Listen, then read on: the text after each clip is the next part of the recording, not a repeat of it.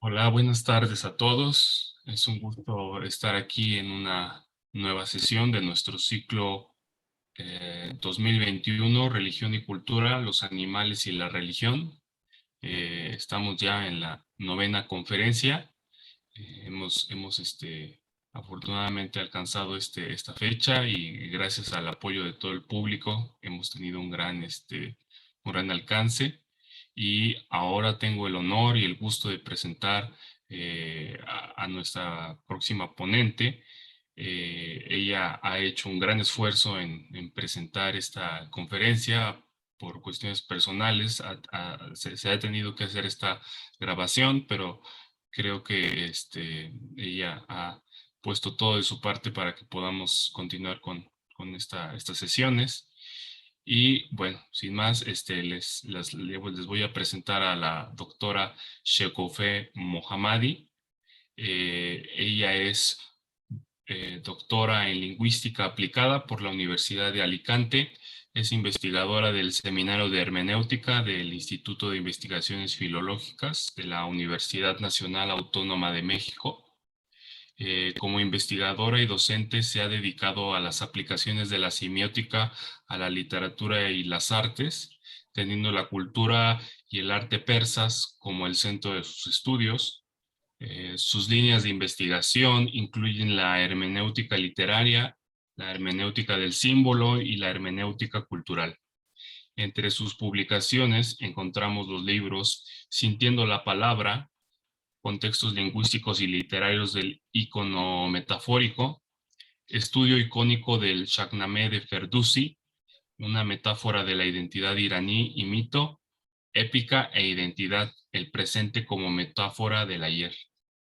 Actualmente es miembro de la International Association for Cognitive Semiotics, la Sociedad Mexicana para el Estudio de las Religiones y la Association for Iranian Studies. Agradecemos nuevamente a la doctora Shekoufe su presentación y su esfuerzo y bueno, los dejo con ella. Al final las preguntas se harán y posteriormente serán respondidas por ella y les haremos llegar las respuestas. Entonces, muchas gracias, doctora Shekoufe, por su presentación y le cedo el micrófono. Gracias. Muchísimas gracias por la presentación. Buenas tardes. Pues efectivamente tendría yo el gusto de responder sus preguntas más adelante. Por ahora quisiera agradecer también su presencia en esta conferencia, donde les voy a platicar un poquito sobre un ave de la mitología irania que se llama Simorg. Quizás ustedes ya hayan escuchado su nombre porque pues por ahí es uno de los animales míticos más conocidos de esta mitología oriental, y para eso les voy a compartir una presentación. Entonces vamos a comenzar. Esta pequeña sesión, de hecho, yo pienso llevarles como a través de un viaje, comenzando con la creación de este animal, digamos en su concepción mítica más bien, y después cómo se transforma a lo largo del tiempo y gracias a distintas religiones que van surgiendo en las tierras iranias para convertirse como en otra clase, digamos, de ser, más bien relacionado con el misticismo. Entonces eso es básicamente de lo que les quiero hablar hoy. Bueno, el Simorg desde hace mucho tiempo, en realidad, tenemos documentos artísticos de alguna manera que nos dicen de su presencia, aunque no siempre se haya llamado igual. Por ejemplo, esta imagen que aquí pueden ustedes ver es un plato que pertenece a la época sasánida. Esto es del siglo III de la era cristiana al siglo VII, y fue el segundo imperio persa que tenía como su religión oficial el zoroastrianismo, que también se conoce como el mazdeísmo en esta época histórica. Entonces, en este plato de la época sasánida aparece esta ave. Sin embargo, ahora como iremos viendo, en realidad su existencia es mucho más antigua, pero quizás esta es de las primeras veces que aparece, ¿no? En algún lado, digamos, trazado, dibujado como tal. Aquí, como ustedes pueden ver en la imagen, tenemos a un ave que es muy grande y luego en el centro de esta imagen pueden observar la figura de una mujer. También es interesante ver alrededor del plato y también alrededor, digamos, a ambos lados del ave, que se ven ramas de una planta con distintas flores. Igualmente, toda la decoración del plato es floral, vegetal. Y esto es especialmente interesante para conocer quién es esta ave, ¿no? ¿Quiénes son estas figuras que están apareciendo aquí? Entonces, desde tiempos pre-zoroastrianos, en realidad en la meseta iraní, nosotros tenemos distintas otras religiones que están conviviendo, como es el caso, por ejemplo, del mitraísmo y del culto a Anahita, que son dos de las religiones muy importantes. Y también se habla de la existencia digamos, otro corriente de pensamiento que quizás pudiéramos llamar más que religioso, simbólica, que es el artaísmo. Entonces, en el artaísmo, justo la presencia de esta ave es muy importante. Una ave que se conoce como arta y que cuando nos remitimos a sus características, lo que podemos encontrar mayormente en los textos posteriores que lo documentan, que son los textos zoroastrianos, es un ave muy grande, mamífera, además, bueno, pues femenina, ¿no? Es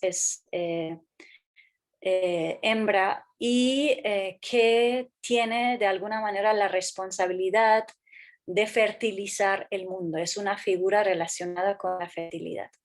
Entonces, sabemos que a lo largo de los años que bueno, estaría teniendo presencia esta religión en Irán, el artaísmo, pues esta ave se consideraba como la diosa mayor de esta religión y justo su presencia se justifica de alguna manera como la madre de todas las criaturas y entonces dentro de los huevos que ella pone, pues se da toda la fuerza de la creación, la oscuridad y la luz que conviven, la nada y el todo que también conviven, el amor y el pensar, ¿no? Son como diferentes energías que de alguna manera dentro de los huevos del ave arta están conviviendo y entonces estos huevos en realidad son pues el origen de todos los seres que existen en el mundo material. Entonces todos estos seres, por lo tanto, son seres pensantes, sean o no humanos, y también son seres que tienen parte de luz y tienen parte de oscuridad. Entonces esto es como básicamente lo que está en el fondo, ¿no? De la concepción artaísta del ave arta. Pero luego más adelante, cuando nosotros lo miramos en los textos zoroastrianos, nos encontramos con otra idea también un poquito más, digamos, desarrollada a partir de esto, porque pues lo que hacen los textos zoroastrianos, especialmente en la primera etapa del zoroastrismo, que coincide con el primer imperio persa aqueménide del siglo VI antes de Cristo al siglo al segundo siglo antes de Cristo. Entonces, durante esta época, por ejemplo, lo que nosotros encontramos en libros como el Avesta, que es el libro sagrado del zoroastrismo, es que las religiones anteriores siguen existiendo, cohabitando con las ideas del zoroastrismo. Sin embargo, muchas veces las que eran las diosas, o bueno, las deidades en general de las religiones anteriores suelen convertirse o bien en dioses secundarios que acompañarán al dios mayor del zoroastrismo, que es Ahura Mazda, o que más bien a veces se convierten incluso en personajes como reyes, héroes, ¿no? Aparecen de distintos modos. En el caso de Ata, como diosa femenina de la fertilidad, pues a ella la encontramos en el Avesta en dos lugares distintos. En uno de ellos, específicamente, existe un himno a una diosa llamada Arat, o también, pues, que otro de sus nombres es Asha. Entonces, Arata, Asha, es en realidad el nombre que conocemos para esta ave, ¿no? Entonces hay un himno que se llama Aratayasht, que está dedicada a la diosa Arata. Y entonces el contenido de este yasht, de este himno, no tiene nada que ver digamos, en su superficie con este pájaro, digamos, con esta ave, con este animal, y sin embargo se conserva todo lo que son sus funciones de fertilidad. Entonces, por ejemplo, es el único himno de la Avesta que habla muy directamente de lo erótico, de lo sexual, de la relación, digamos, también más física entre hombre y mujer con fines de fertilidad. Entonces, cuando se habla de Arata, se habla de sus funciones como dadora de vida, como quien cuida el amor, como quien otorga, digamos, buenos hijos, hijos sanos a las mujeres, etcétera, ¿no? Casas hermosas, fuerza física a los hombres, a las mujeres, ¿no? Entonces, como es para que todo eso que es vida rebosante, ¿no? De alguna manera, pues se ponga en marcha para que todo siga siendo fértil, ¿no? Es un poco eso, la idea de Arat Yash siempre es hablar, ¿no? de la continuación de la vida a través del sexo. Entonces, eso hace que este yash sea particularmente interesante porque es excepcional, como les adelantaba. Entonces, ahí tenemos, pues eso, como una diosa que se llama de esta forma, se llama Arata, pero que en realidad no tiene nada que ver con la figura del pájaro.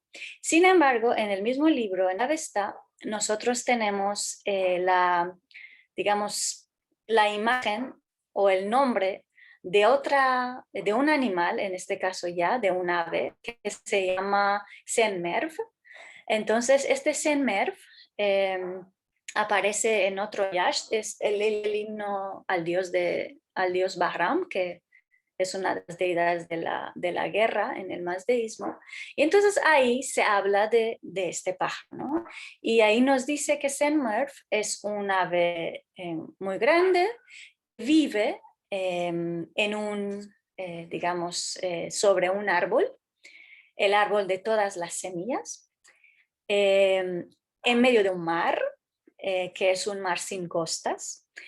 Entonces, ese es como se habla, ¿no? De la función de esta ave, cuál es. Entonces se va como, ahora les voy a ir contando qué ocurre con él. Entonces tenemos como esta separación, ¿no? Entre imágenes. El nombre se queda de un lado con las funciones y por otro lado tenemos al animal mismo ya de alguna manera vaciado de su carácter, digamos, sagrado y se queda nada más como ave mitológica que también tiene funciones de fertilidad.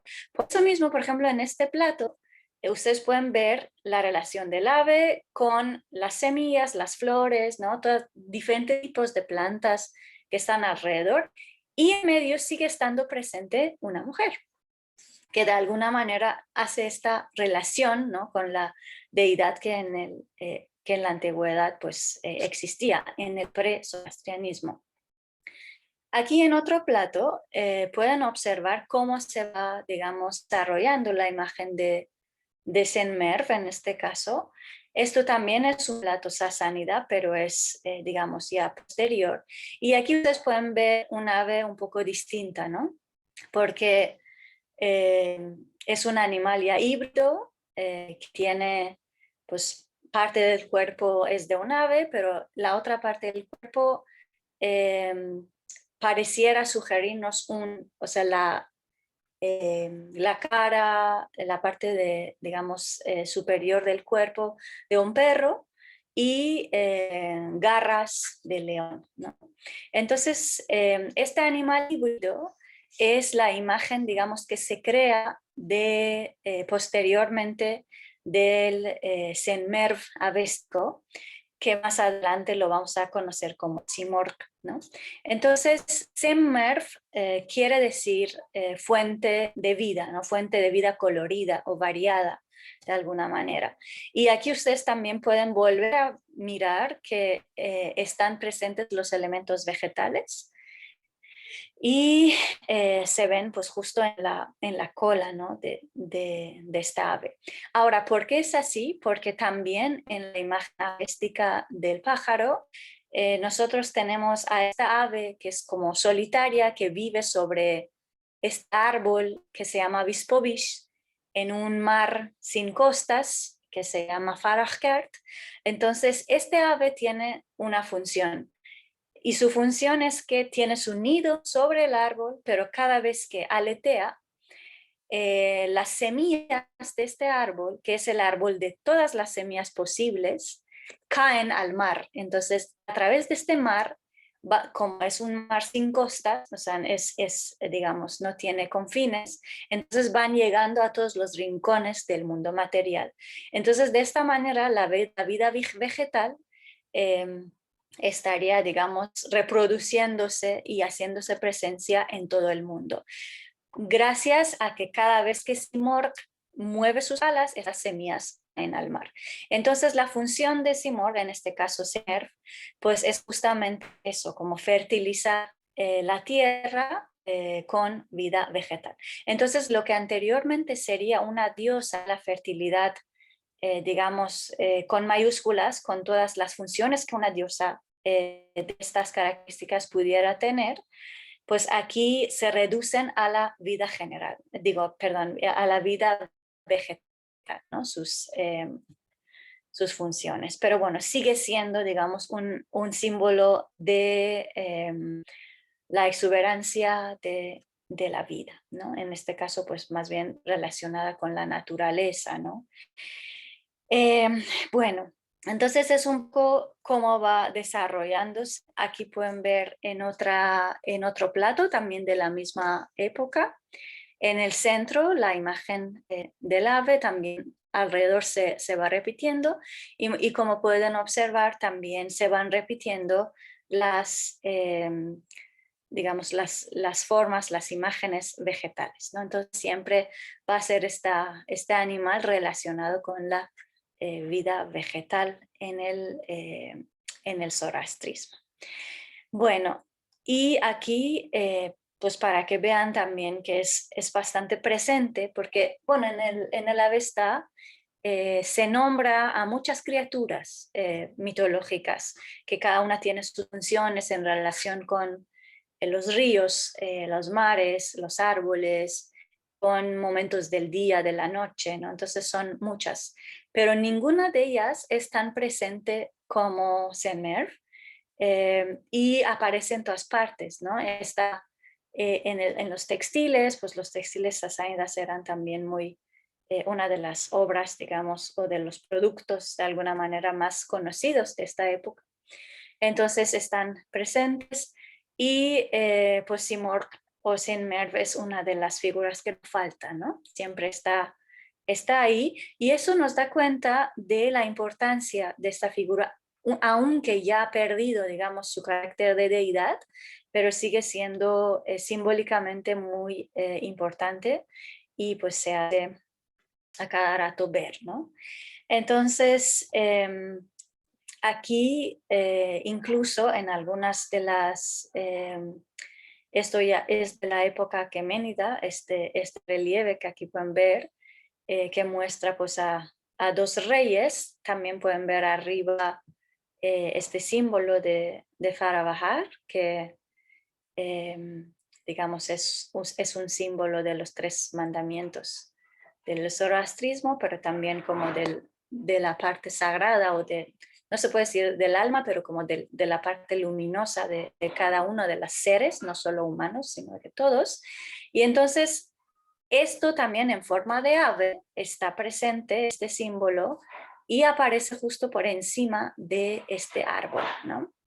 Que como bien pueden observar, es un árbol también muy frondoso, tiene de cada lugar le están apareciendo flores y hojas, y bueno, es de alguna manera como este árbol de la vida, que sería el árbol de todas las semillas, ¿no? El Bispovish, donde pues anidaría nuestra ave, ¿no? El Simmerf o el Simorg. Bueno, dicho esto, pero ahí también hay que especificar que para algunos Senmerv además es el nombre de una persona, de un personaje, puede ser que masculino, o sea, no está muy bien documentado eso, pero de la misma época sasánida, que se consideraba pues una persona muy sabia, un hombre, digamos, erudito de su tiempo. También dicen que se llamaba así, ¿no? Eso otra vez nos hace reflexionar acerca de esos cambios que se suelen dar entre digamos, la transición entre estructuras mentales patriciales a patriarcales, ¿no? De cómo también una figura femenina empieza a tener presencia como figura masculina, incluso en este caso, pues también humanizado, ¿no? Entonces, bueno, es nada más una anécdota para que sepa, incluso se le personifica, ¿no? Al ave y se le concibe como persona y como hombre, ¿no? También. Y pues aquí ya una imagen un poco más reciente del ave Simorg, que aquí aparece pues más bien en la forma que veremos en unos minutos, en su forma, digamos, ya legendaria, ¿no? Como ave legendaria también tiene una presencia muy importante, y en las ilustraciones de los manuscritos que hablan de ella, pues ya empieza a aparecer puramente como ave, no como este ser híbrido entre perro, león y, digamos, y pájaro, ¿no? Aquí también es interesante ver que el Semorf híbrido bueno, tiene 3 cosas, ¿no? En sí.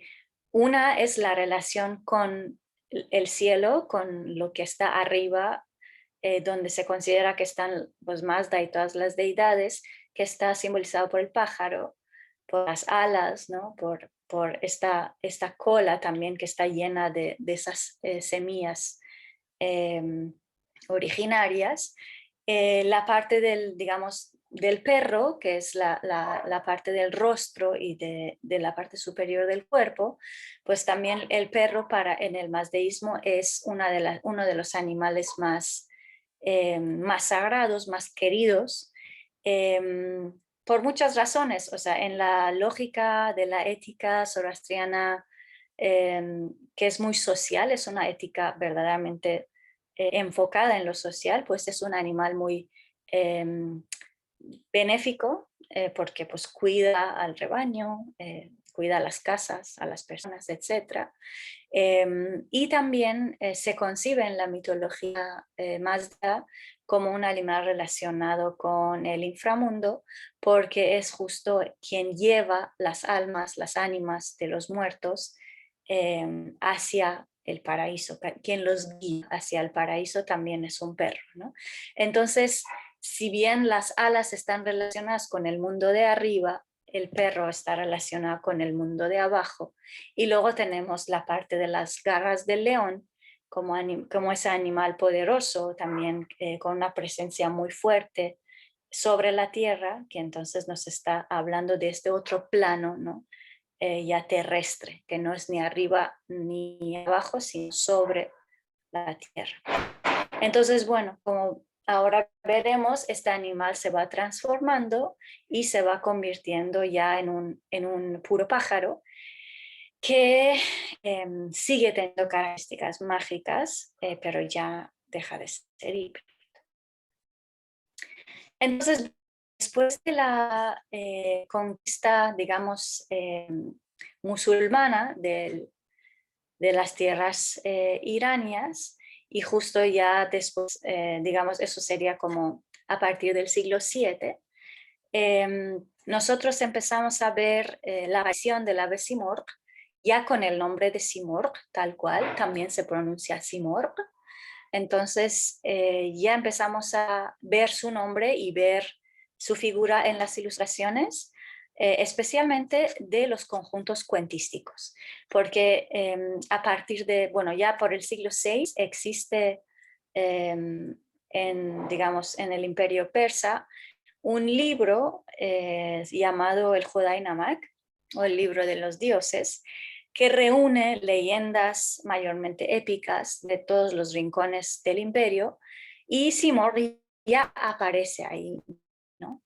Pero luego, el siglo VIII, 9, cuando ya estamos en este momento de transición de las culturas, digamos, preislámicas a islámicas dentro de las tierras iranias, entonces muchos de esos cuentos se van a ir traduciendo al persa tardío y también al árabe, y también se van componiendo otros nuevos conjuntos, digamos, legendarios, que es mayormente lo que nos interesa aquí, es el caso de los Shahnamehs, ¿no? O de los libros de los reyes, así se llaman, como parte de un movimiento, podríamos decir, nacionalista, que en realidad lo que intenta hacer es recuperar las figuras míticas, legendarias, heroicas, ¿no? Del pasado preislámico de Irán. Entonces, Seymour va a estar presente en todos estos conjuntos cuentísticos, especialmente lo que vamos aquí, digamos, ver más de cerca, va a ser el Seymour como aparece en el libro de Reyes o el Shahnameh de un poeta de finales del siglo X, principios del XI, que es Abul Ghasem Ferdowsi. Él es un poeta persa de la ciudad de Tus, en el antiguo Jorasán, y entonces él nos narra en su libro la historia de Seymour en relación con varios de los héroes más importantes del Shahnameh. Entonces, en realidad ahí lo que observamos es cómo parte de estos héroes que pertenecen a una zona geográfica específica de Irán, que es el Gran Jorasán, la antigua Jorasmia, cómo estos héroes digamos, se sirven de las ayudas, de los beneficios de la ave Simorg.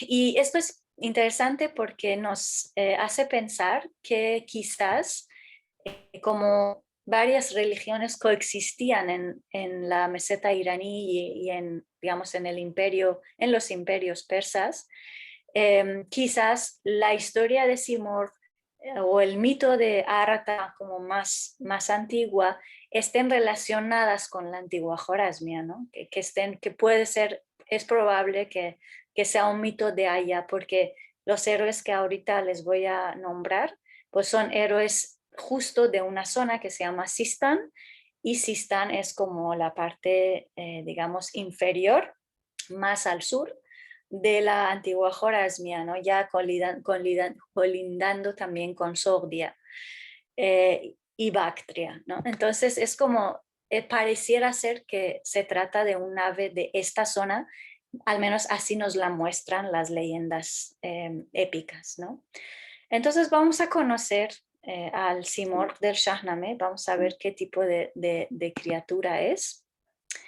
Pero antes de eso, nada más quiero decirles que la figura de este árbol, de todas las semillas que existen en la Avesta, donde anida el ave Simorg, va a seguir después del Islam también, Sin embargo, va a cambiar de nombre y se va a ir a otro lado.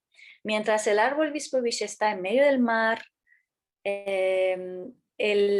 este árbol islámico, digamos la versión islámica ya del mismo, va a ser, un árbol en el paraíso y se va a llamar tuba, que también es digamos, el árbol de todas las frutas, no de todas las semillas, pero que tiene, de cada fruto tiene uno, ¿no? Entonces, esto es un árbol que se promete, ¿no?, a quienes sean bienhechores que se vayan al paraíso. Entonces, eso sería una de las cosas de las que podrían gozar, ¿no?, en el paraíso. Entonces, el árbol sigue teniendo, digamos, presencia. Incluso está nombrado en el Corán, ¿no?, en el libro sagrado de los musulmanes, está ahí presente, pero bueno, ya el Simorgh está totalmente desligada de él, ¿no? Ya no vive en él, eso ya como que se van separando, como ya vimos cómo se separa la deidad del ave, ahora vemos cómo se separa el árbol del ave también, entonces como que estos elementos se van colocando en lugares nuevos, ¿no? O sea, van tomando, siguen teniendo mucha presencia e importancia simbólica, pero ya tienen, digamos, funcionan o aparece otra posición, ¿no? Entonces, bueno, eso es un poco sobre el árbol, porque ahora veremos que el nido del ave Simorgh va también cambiando de lugar, ¿no? Entonces, ¿quién es este Simorgh del Shahnameh?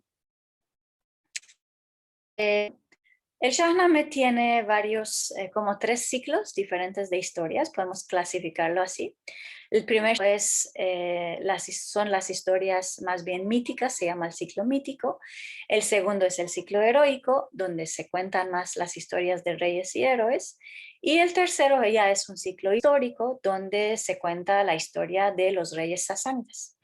Entonces, esta obra, que además hay que decirlo, es una obra poética escrita en alrededor de 60.000 dísticos en persa, pues en su segundo ciclo, que es el ciclo más largo, el ciclo heroico, nos habla de este pájaro, ¿no?, del ave Simorgh. ¿Qué es lo que nos dice ahí? Nos dice que uno de los héroes o héroes reyes, digamos, grandes de Persia, estaba deseando tener un hijo, pero pues no lo alcanzaba. Finalmente lo que va a ocurrir es que después de mucho rezar, entonces su esposa da a luz a un niño que es albino, es decir, sale con el pelo cano. Aquí, como pueden ver en la imagen, también se ve, ¿no?, el que está sentado aquí.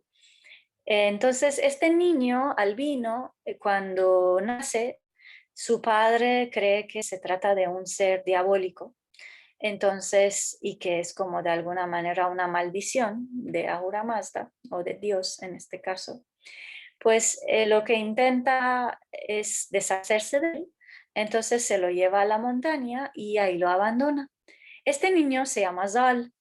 eh, digamos, míticamente, en realidad es uno de los símbolos persas para el tiempo, porque además, como vamos a ver a lo largo del Shahnameh, es uno de los personajes que está siempre presente. O sea, desde que nace, pues ahí está, nace Cano como si ya viniera de un pasado muy remoto, ¿no?, como si ya hubiese envejecido, y sigue viviendo a lo largo de todo el ciclo heroico del Shahnameh. Entonces, de alguna manera, muchos consideran que se trata de un símbolo de Zurvan o Zaman, que son, digamos, nombres para el espíritu del tiempo. Entonces, bueno, este niño Cano, Zal, al nacer es abandonado en la montaña, y ahí el ave Simorgh lo encuentra. Entonces nos cuenta el Shahnameh que al encontrarlo se lo lleva a su nido, primero se lo quiere comer, pero luego decide cuidarlo, pues ahí lo alimenta con lo que daría también de comer a sus crías, porque como hemos dicho, pues es un pájaro madre, digamos, ¿no? Femenino, pero también interesantemente desde el arcaísmo se le consideraba mamífero, como les decía, entonces no pone huevos, sino más bien tiene hijos, ¿no? O sea, como da a luz eh, a sus crías, entonces, bueno, pues Zalke con las demás crías del Simor, que aquí de hecho a la izquierda, en la parte superior, las pueden ver, entonces crece con ellos, come de lo mismo, entonces, en vez de beber leche, por ejemplo, pues bebe sangre, ¿no? Dice el Shahnameh, porque pues se alimenta de lo que caza este pájaro. Entonces el ave en el Shahnameh habla con Zal, tiene poder de habla, lo cría, él cuando ya tiene 16 años decide volver a ver a su padre y entonces Simorg ahí le va a dar alguna de sus plumas y le va a decir, bueno, cuando me necesite, basta que hagas y hacerme presente y te voy a ayudar. Entonces, a partir de este momento de la separación, digamos, de Zali y de Simor, nosotros vamos a tener varios episodios en los que alguno de los héroes de su progenie, porque pues Zal va a tener, pues se va a casar, va a tener un hijo y este hijo va a tener otro hijo. Entonces, a lo largo de las vidas, digamos, de su hijo y de su nieto, pues el ave Simor se va a hacer presente varias veces a través de la quema de sus plumas. Entonces, la relación que antiguamente se establece entre ese pájaro y todas las semillas o todas las frutas, toda la vida vegetal y la fertilidad, se conservan en el Namé en el carácter sagrado que tienen sus plumas, que bueno, pues el fuego es en realidad el portal, ¿no? De comunicación con los dioses. Entonces, quemar la pluma de Simor para que aparezca nos está diciendo que es una manera de evocar a una deidad. Entonces, las veces en las que Simor aparece, ahora veremos, tienen que ver con situaciones con las que se necesita de alguna manera un consejo o una ayuda para curar una enfermedad, para ayudar en un parto, para remediar, digamos, o más bien sí, como cicatrizar unas heridas, ¿no? Entonces, tiene que ver con cuestiones de la salud física. Por eso es que también en otras narraciones que fuera del Shahnameh, porque son muchas las que hablan de Simor, nosotros tenemos esta figura de Simor como un ave que sabe de medicina, ¿no? Entonces es un ave sabio, es como un gran médico, ¿no? Un sabio de las plantas medicinales, ¿no? De alguna manera. Entonces esto es bien interesante, ¿no? Esta evolución. Bueno, aquí pues tienen otra aparición más para que vean, porque siendo una ave extraña, con plumas de muchos colores, con un tamaño así pues gigantesco. Aquí, por ejemplo, se puede ver, ¿no? Que, o sea, en relación con las personas, pues es muy grande, incluso puede cazar gente, ¿no? Como aquí podemos observar. Y entonces, no es, digamos, propiamente, no se alimenta de seres humanos, pero lo que sí es que si hace falta ayudar, digamos, a esta familia formada por Zal, que es el niño tiempo, su hijo Rostam, que es el héroe colosal, el más importante del Shahnameh, y el hijo de este que es Sohrab. Entonces, siempre que es la ocasión, la oportunidad de que se ayude a ellos, pues Simor es capaz incluso de, pues eso, tomar a alguien de un lugar, llevarlo a otro, o sea, nunca aparece como que mate a alguien, pero sí que los ataque, ¿no? Eso, como para defender, digamos, a esta familia. Entonces, bueno, una de las primeras ocasiones en las que tenemos la presencia del ave Simor es justo en la historia del nacimiento del hijo de Zal, que se llama Rostam. Pues aquí en esta miniatura pueden ver la mujer que está tendida en el lecho. Ella es la esposa de Zal, llamada Rudabe. Y entonces Rudabe, como nos cuenta la leyenda del Shahnameh, pues estaba encinta, pero el niño que tenía en su vientre era tan grande, era tan inmenso, que ella cuando le llega el momento del parto no es capaz de dar a luz, o sea, no puede traer al niño al mundo porque pues es muy grande. Entonces, después de mucho intento y mucho sufrir, como pueden ver aquí a la derecha está pues también alguien llorando, ¿no? Ya pensaban que iba a morir, que no iba a poder dar a luz. Entonces, ¿qué ocurre ahí? Zal recuerda que tiene las plumas de Simorg, entonces quema una de las plumas y llega Simorg, aquí lo pueden ver entrar por la izquierda, y entonces Simorg lo que le va a hacer es abrirle parte del, digamos, dice en el Shahnameh que cerca de las costillas, ¿no? Le abre el cuerpo con sus garras y le hace la primera cesárea, ¿no? de la historia legendaria de Irán, y de ahí pues Rostam nace a través de una cesárea hecha por Simorg. Y después este mismo pájaro se va a encargar de cuidar a esta mujer, de curar sus heridas para que se recupere sin ningún problema. Entonces esto es como una de las veces, ¿no? Es la primera vez de hecho que Simorg aparece después de haberse separado de Zal para fungir de médico, ¿no?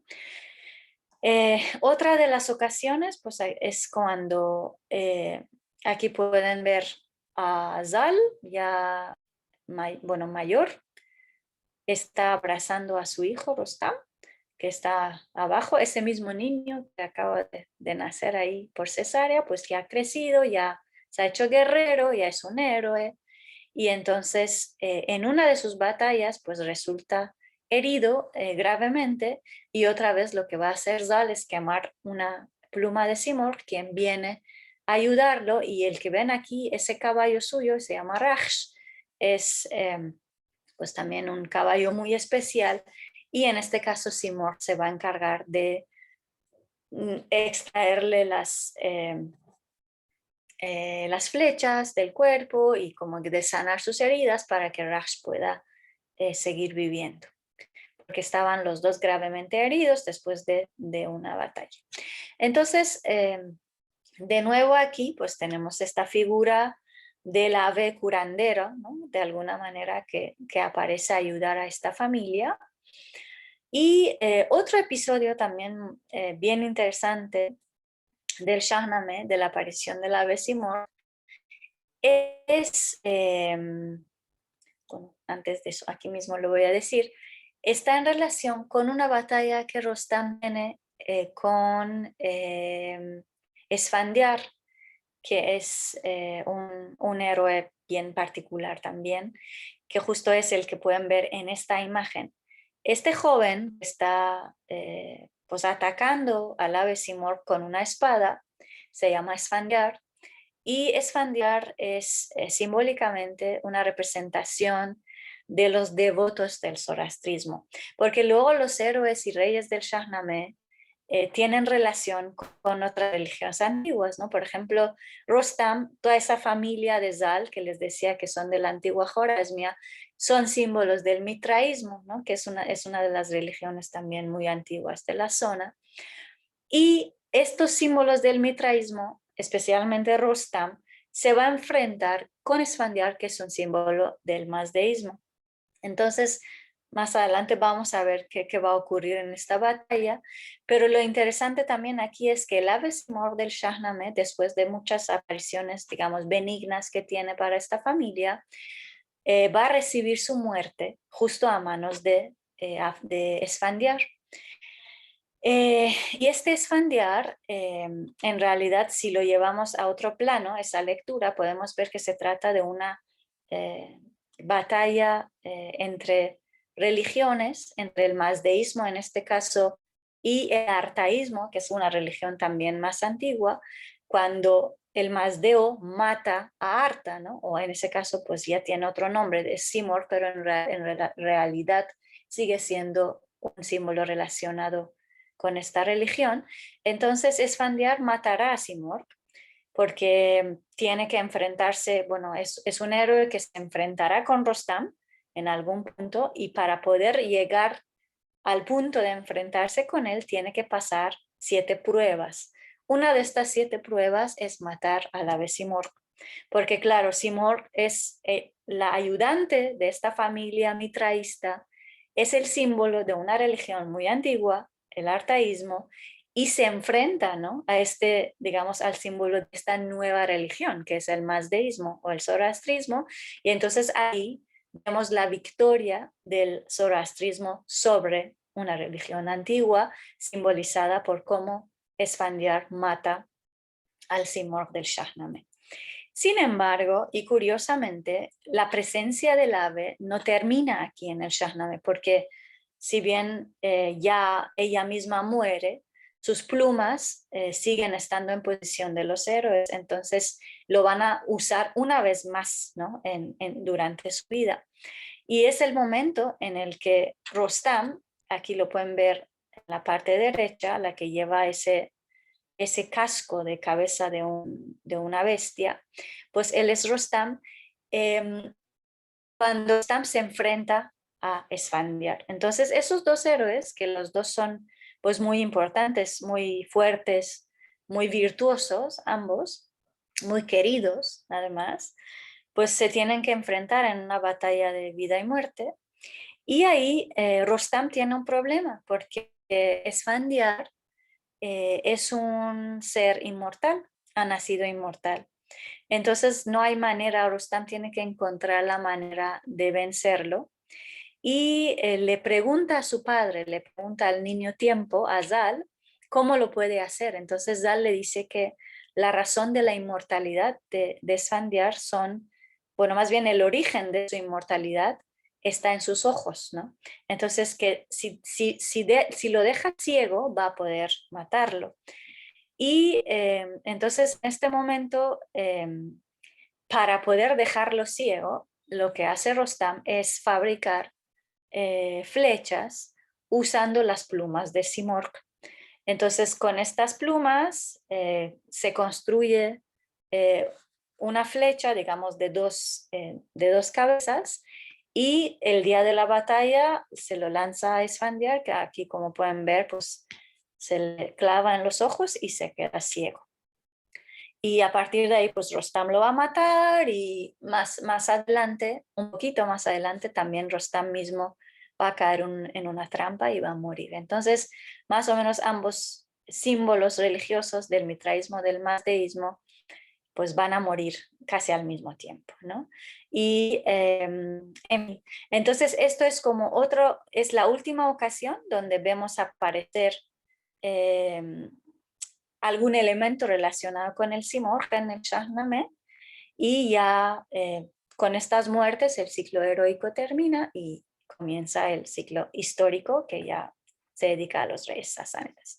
Entonces, hasta el final del ciclo heroico del Shahnameh, Simorg está presente como ave mágica, como madre, como curandera, ¿no? Entonces, pues está en todo momento ayudando y al héroe más importante del Shahnameh, que es Rostam, ¿no? Y digo más importante porque sus hazañas pues ocupan un gran volumen, ¿no?, del libro, y es, entre todos los pueblos iranios, es el más querido, es el que más ayuda a los reyes cayánidas, etc.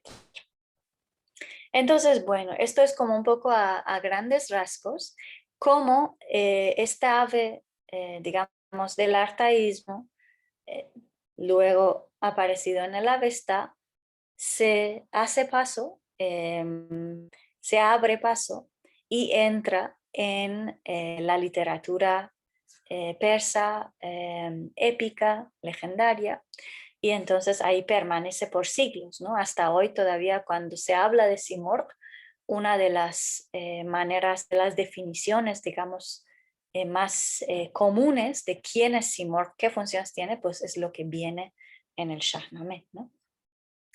Entonces, bueno, esto no termina aquí, aunque pues la evolución es bastante pues notoria.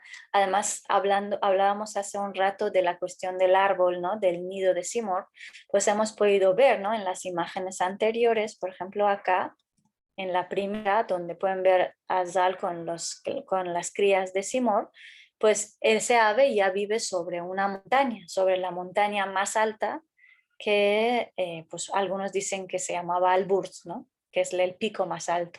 Entonces sobre este pico va a empezar a vivir, va a dejar de vivir sobre un árbol en medio de un mar, ¿no? En estos textos. Pero luego, más adelante, lo que nos va a ocurrir es que Simorg va a reaparecer en los textos del misticismo y entonces allá va a tomar otra forma, va a estar, digamos, conservando de alguna manera sus características, digamos, de ave grande, grandioso, y sin embargo va a volver, digamos, a su carácter de deidad también, ¿no? Y eso va a ser muy importante. Entonces, ¿qué ocurre? O sea, o desde cuándo entra el Simorg, digamos, al lenguaje o al concepto mental, digamos, de los místicos o de los sufíes? Pues esto ocurre con algunos de los textos, podemos decir en concreto 3 textos del sufismo persa. Y bueno, aquí pueden ver, pues les he puesto los nombres de algunos de las figuras más importantes que desarrollaron esta idea. Entonces, como pueden aquí ver por las fechas, a partir del siglo X y hasta el final digamos, hasta pasados un poco del siglo XIII, nosotros tenemos la presencia del ave Simorg en los textos místicos o del sufismo, ¿no? Entonces, bueno, por primera vez quien habla de este pájaro después del Shahnameh es Avicena, también conocido como Ibn Sina. Entonces, él tiene un libro que se llama Rasalatul Tayr, o el libro de las aves. Entonces, en el ensayo o el libro de las aves, él nos va a hablar de que pues existía, hace un cuento, narra un cuento, ¿no? De que existían un grupo de aves que estaban, digamos, atrapados en una red, y estas aves en algún momento se dan cuenta de que para liberarse necesitan trabajar juntos.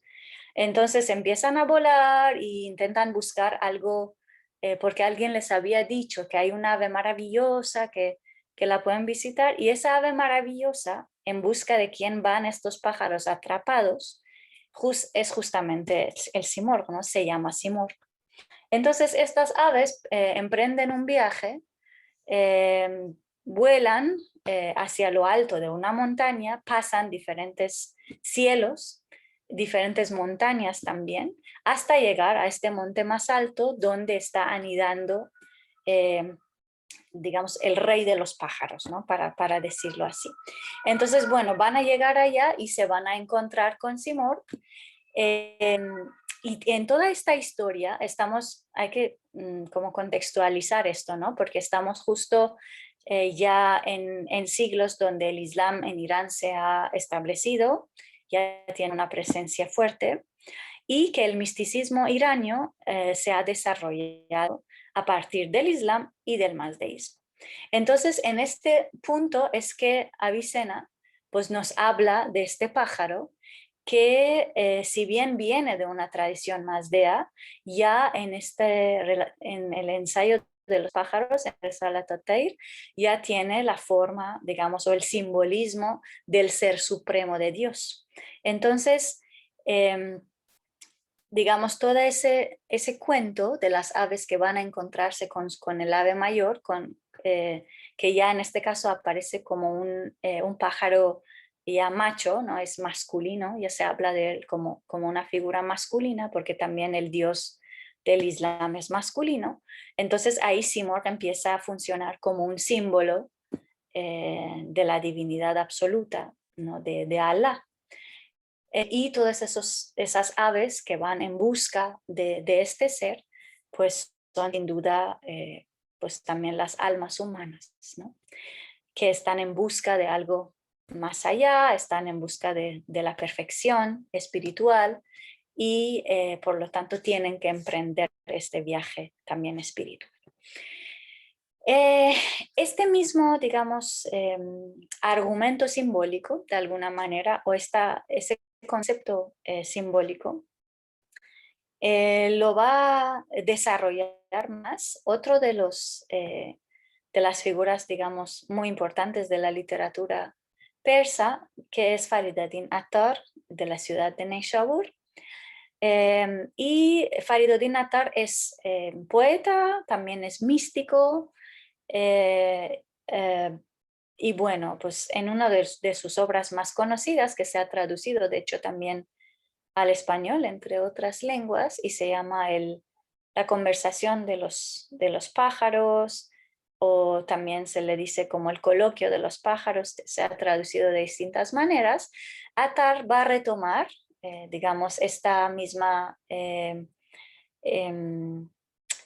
mejor dicho, sí, la misma perspectiva cuentística, ¿no? de Avicena, y lo va a desarrollar con mucha excelencia en el lenguaje poético para hablar otra vez de un grupo de aves que les llega el aviso, ya no están atrapados como en Risalat al-Tayr. El libro se llama Mantiq at-Tayr, o es justo esto, como la lógica de los pájaros o el lenguaje de los pájaros. Entonces, o el logos de los pájaros, no sé cómo lo queramos llamar o traducir. Entonces, en Mantiq at-Tayr, Attar nos habla de un grupo de aves a quienes les llega la noticia de la existencia de un ave llamado Simorgh, y entonces deciden ir en busca de él, ¿no? Otra vez es el mismo simbolismo, digamos, místico. Cada una de las aves de la conferencia de los pájaros, pues cuando habla es de manera muy notoria, símbolo de uno de los defectos o virtudes del ser humano.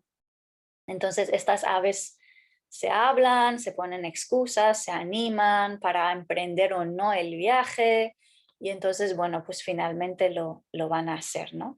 Entonces, en todo momento, tanto aquí como en la obra de Avicena, tenemos a un Simorgh que es un ser supremo que vive sobre una montaña y a quien hay que ir a buscar si uno desea algo más allá de la vida mundana. Avicena lo plantea como liberarse de las ataduras del mundo material.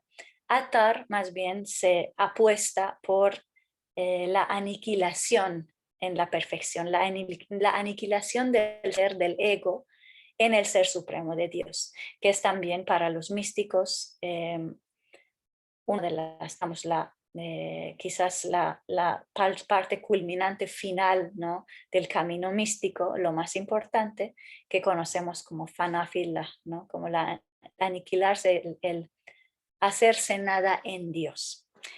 Entonces, bueno, justo en ese punto, las aves de la historia de Attar son como algo interesante les ocurre, ¿no? Porque son miles de aves, son cientos de aves cuando comienzan su viaje, y sin embargo solo algunos de ellos van a alcanzar llegar hasta el final.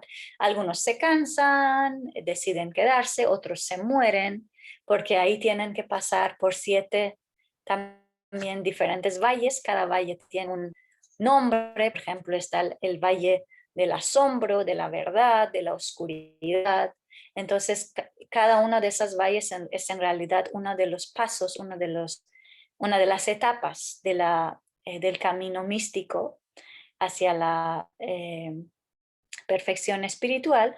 Y entonces las aves, que son estas almas humanas, van pasando una por esas valles, pero finalmente las que alcanzan llegar hasta el final solamente son 30 aves. Entonces aquí esa cuestión de 30 es también interesante porque en persa la palabra simort se puede, digamos, se le puede dar una etimología distinta de la que originalmente tiene, que como les decía viene de Semerv y Semerv es como fuente de vida variada, pero Simorg, ya cuando lo vemos en persa tardío, también se puede, digamos, interpretar como sí, que quiere decir 30, y morg, que quiere decir aves o pájaros. Entonces, podríamos decir que la palabra simorg también puede significar 30 pájaros o 30 aves. Y justo esa es la etimología que Attar le da al nombre de este animal, de este pájaro, justo en la conferencia de los pájaros. Entonces ahí, bueno, aquí les quiero poner, bueno, pues ahí tienen una imagen, ¿no? de cómo las aves están conversando, ¿no? Alrededor del simor en la conferencia de los pájaros. Y aquí, aunque es una imagen pues bastante más reciente, ya no es de ninguno de los manuscritos, pero nos muestra muy bien esta nueva etimología, porque aquí podemos ver a distintos tipos de pájaros, pues consideramos pues, esas 30 aves que llegan hasta el final, ¿no? Entonces nos cuenta Attar que cuando las 30 pájaros o los simorg llegaron al final, llegaron a donde se suponía que era la morada de su rey, de su dios, de este ser perfecto que es Simorg, ahí se dan cuenta de que en realidad Simorg son ellos mismos. Entonces esa es la parte como más bella, a mí me parece, de esta historia, porque es justo la materialización de este concepto, de este pensamiento místico, de que todos los seres son imágenes variadas de un solo ser, que nada es real excepto este ser, que todo, y además es algo que Attar dice con perfección, ¿no? Dice que pareciera que toda la creación es un espejo roto en pedazos y entonces estos pedazos están reflejando desde diferentes perspectivas, digamos, a un mismo ser que es el ser de Dios. Entonces, todos los seres, todas las criaturas de este mundo material no son sino reflejos de un ser real, perfecto, excelente, divino, sagrado, que es Dios mismo. Entonces, como este ser está simbolizado por el ave Smort en el misticismo, entonces estos 30 pájaros que llegan a este punto final, digamos, del camino espiritual, en realidad se dan cuenta de que Simorg son ellos mismos, ¿no? Que ellos mismos son Dios, que son un reflejo de su ser. Y por eso pues, se justifica una imagen como esta, ¿no? Donde, digamos, el pájaro supremo, el ser supremo, es en realidad, eh, está formado, perdón, por eh, las pequeñas almas, espíritus que fueran a buscarlo, ¿no? Que son al mismo tiempo pues también sus reflejos. Entonces, esta etimología de Simorg como 30 pájaros que construía Attar y que muchos pues también hoy en día lo entienden, porque como les decía, cuando se habla de Simorg, normalmente se entiende de dos formas, o es el Simorg del Shahnameh, la cuidadora, digamos, de Zal y todo lo que les fui comentando, o es bien más este otro Simorg, ¿no? Ese ser supremo de los místicos, símbolo de Dios, que vive en una montaña muy alta y que según nos cuenta Attar es en realidad, digamos, cada uno de nosotros, ¿no? Entonces cada alma tiene esa capacidad de ser un Simorg, de convertirse en él si emprende y, digamos, persiste en el camino místico. Entonces, esta imagen que existe en el misticismo del Simorg también lo va a retomar un poquito después Shahabuddin Sohrawardi, que es uno de los filósofos, aquí estaba su nombre, es uno de los filósofos musulmanes iraníes más importantes. Es el como fundador de una escuela que se llama la de Ishraq o de la iluminación. Entonces Sohrawardi junto con Avicenna y con Attar nos va a hablar de Simorgh. Él tiene 2 ensayos sobre Simorgh. Bueno, uno de hecho se llama Zafir Simorgh, que quiere decir como el mensaje de Simorgh, y que habla directamente acerca de esta ave y que hace como todo un ensaya verdaderamente acerca de las características de Simorgh, de cómo su sombra cae sobre la creación y lo hace bello, de cómo se refleja en todo lo creado, de cómo donde aparece sabiduría, ¿no? Como ese tipo de cosas lo va desarrollando en Zafir y Simorgh. Y también tiene otro ensayo que se llama Agle Sorg o La razón roja, se puede traducir así. Y entonces en este ensayo también nos habla del ave. Y a mí más bien me interesa como centrarme en este último ensayo, en Agle Sorg, porque allá Sohrawardi lo que va a hacer es retomar la historia de Rostam y Esfandiar en el Shahnameh, que es de la que les hablé, a ver si se acuerdan, ¿no? de que lo tiene que dejar ciego. Entonces retoma esta historia, pero le da una vuelta, le da, digamos, su interpretación desde el misticismo y nos cuenta que cuando esta batalla está ocurriendo, pues Simorgh, para Sohrawardi, como es Dios mismo, pues es inmortal, ¿no? Simorgh no puede morir. Entonces el hecho de que el Simorgh del Shahnameh ya haya muerto para esa batalla, para Sohrawardi no tiene sentido, porque para él pues Simorgh es Dios mismo y pues siempre va a estar ahí, es eterno, ¿no? Entonces este ser eterno, materializado como un ave gigantesco, va a ayudar también digamos, al Rostam de Sohrawardi en el día de la batalla con Esfandiar, pero lo va a hacer de una manera distinta, ya no a través de flechas hechas con sus plumas, sino que más bien lo que va a ocurrir es que según Sohrawardi nos cuenta, Rostam se va a vestir el día de la batalla una armadura muy pulida que pareciera un espejo. Entonces se va a poner esto y cuando se enfrenta a Esfandiar en el día de la batalla, en este mismo momento donde los dos héroes están frente a frente, Simorgh aparece volando por encima de sus cabezas y entonces la imagen de Simorgh se refleja en la armadura de Rostam y al verlo, Esfandiar se queda ciego. Entonces esta es la versión que nos cuenta Sohrawardi y es bien interesante porque primero te está hablando de que si te vuelves espejo, si pules tu alma, pues aquí es la armadura, pero en realidad es, si pules el alma, si pules el corazón, en ti se puede reflejar la imagen del Ser Supremo, que en este caso está representado por Simorgh, ¿no? Entonces, la imagen divina aparece en el hombre y luego esta imagen divina es quien le hace frente al enemigo, ¿no? Que como decíamos antes también es un símbolo de otras religiones paganas, ¿no? Pues no, al menos no consideradas monoteístas, ¿no? Por el Islam, porque el Islam sí considera el zoroastrismo como monoteísta.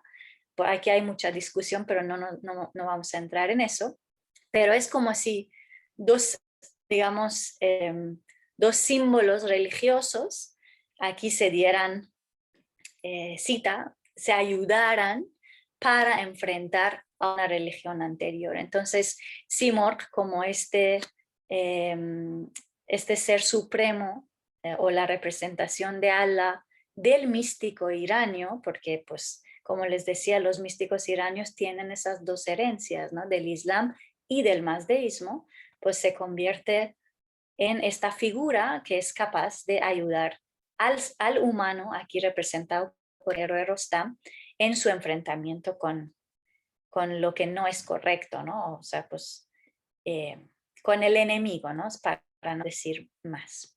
Entonces esto es bien interesante cómo Sohrawardi lo que hace es retomar este mismo simbolismo del Shahnameh, mezclarlo de alguna manera con la otra idea, ¿no? de Simorgh, del misticismo, y pues volver a interpretar esta narración. Entonces, podemos decir que mientras a lo largo de esta evolución, digamos, mientras Arta empieza siendo esta deidad femenina de la vegetación, para más adelante convertirse en el Simorgh nada más pájaro, ¿no? Pero curandero, sabio, de la tradición legendaria, finalmente termina siendo en la tradición mística una mezcla de todos los simbolismos anteriores, ¿no? Sigue siendo Dios, pero en este caso ya no es una diosa, sino es un dios, es masculino. Sigue siendo fuente de sabiduría, sigue siendo fuente, digamos, de vida, y además se fija también como, eso es quizás la parte nueva, que se fija como un objetivo final, ¿no? Como el fin de un camino que hay que recorrer. Quizás por eso mismo es que también la imagen del árbol en medio del mar, que es la imagen mítica más antigua que tenemos del nido de Simorgh, cambia y se convierte en la montaña más alta, ¿no? Porque esa concepción también de ver a las deidades en el cielo, del plano, digamos, celeste, también aquí cobra más importancia, y por lo tanto, bueno, pues la montaña más alta, que es la más cercana al cielo, la que es puente entre cielo y tierra, pues va a ser el lugar, digamos, más alto donde un ser humano, donde un alma humana, aquí representada por pájaros, podría llegar. Y ahí, ¿quién anida? Pues anida ese pájaro, ¿no? Que ya es Dios mismo, de alguna manera. Entonces, bueno, pues ya dicho esto, yo creo que hemos podido un poco ver de manera pues muy general también en este panorama el desarrollo y la evolución, los cambios, ¿no? que ha tenido, digamos, este animal a lo largo de la historia, y marcada por, podríamos decir, tres corrientes religiosas. La primera de ellas, pues el artaísmo mismo, como una religión, digamos, pre-zoroastriana e irania, y ya después en el mazdeísmo o zoroastrismo, y finalmente en el Islam, a través del misticismo, que, como hemos ido señalando, pues se convierte ya en una figura que de alguna manera reúne, ¿no? Todo lo anterior, pero que pues lo transforma también.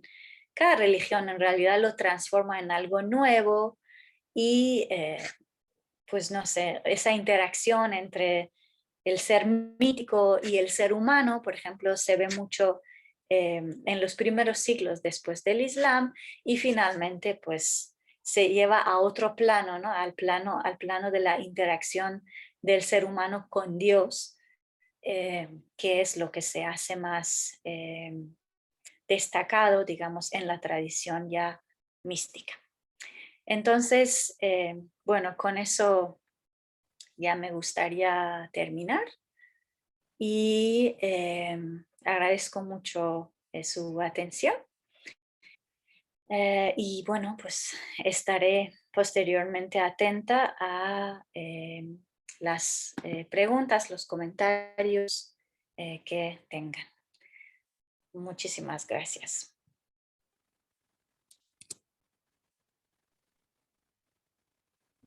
Bueno, agradecemos mucho a la doctora Shekufé su excelentísima ponencia, que se tituló El vuelo del ave Sirmugh desde el artaísmo hasta el sufismo. Agradecemos mucho esta conferencia. A nombre de la doctora Yolot González Torres, que es la coordinadora académica de este ciclo. Agradecemos mucho su participación. También la doctora se disculpa, no pudo estar aquí debido a cuestiones personales, pero bueno, le manda muchos saludos, doctora Shekufé, Gracias, y, igualmente. y también quiere también agradecer a Lina. Agradecemos mucho a Ana Luisa López, también su excelente apoyo por el horario y todas estas cuestiones que se han tenido que resolver. Muchas gracias, Ana, por todo el apoyo. A todo el equipo de Lina que nos ha facilitado poder hacer esta transmisión especial. Bueno, yo nada más volvería a confirmar lo de las preguntas, las vamos a ir recopilando durante la transmisión para hacérselas llegar a la doctora Shekufé en su momento.